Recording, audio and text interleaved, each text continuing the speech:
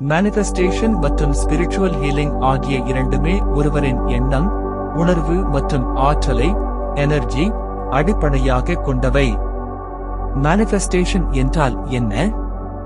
மனதில் ஒரு விஷயத்தை ஆழமாக நினைத்து அது ஏற்கனவே நடந்துவிட்டது போன்ற உணர்வுடன் செயல்படுவதன் மூலம் அதை நிஜமாக்குவதே மேனிஃபெஸ்டேஷன். இது ஈர்ப்பு விதியுடன் லா ஆஃப் அட்ராக்ஷன் நெருங்கிய தொடர்புடையது. உங்கள் இலக்குகளை ஒரு நோட்டில் தெளிவாக எழுதி வைப்பது. விஷன் போர்டு உங்களுக்கு தேவையானவற்றின் படங்களை ஒரு பலகையில் ஒட்டி வைத்து அடிக்கடி பார்ப்பது. நான் ஆரோக்கியமாக இருக்கிறேன், நான் மகிழ்ச்சியாக இருக்கிறேன் போன்ற நேர்மறை வாக்கியங்களை திரும்ப திரும்பச் சொல்வது. 369 அல்லது 555 முறை குறிப்பிட்ட எண்களின் அடிப்படையில் நேர்மறை வாக்கியங்களை எழுதுவது. ஸ்பிரிச்சுவல் ஹீலிங் இது உடல் மற்றும் மன நோய்களை ஆன்மீக ஆற்றல் அல்லது ஆழ்மனதின் சக்தியை கொண்டு குணப்படுத்தும் முறையாகும்.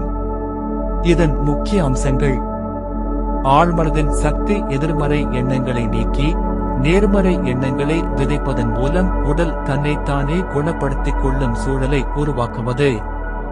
தியானம் அல்லது பிரார்த்தனை மூலம் பிரபஞ்சத்திடம் இருந்து ஆற்றலை பெற்று மன அமைதி அடைவது. உங்கள் உடல் நலத்தை பற்றி நேர்மறையாக சிந்திப்பதும் நன்றியுணர்வுடன் இருப்பதும் குணமடைவதை விரைவுபடுத்தும். இவை எவ்வாறு ஒன்றிணைகின்றன? குணமடைவதற்கு ஸ்பிரிச்சுவல் ஹீலிங் மற்றும் மேனிஃபெஸ்டேஷன் முறைகளை பயன்படுத்தலாம்.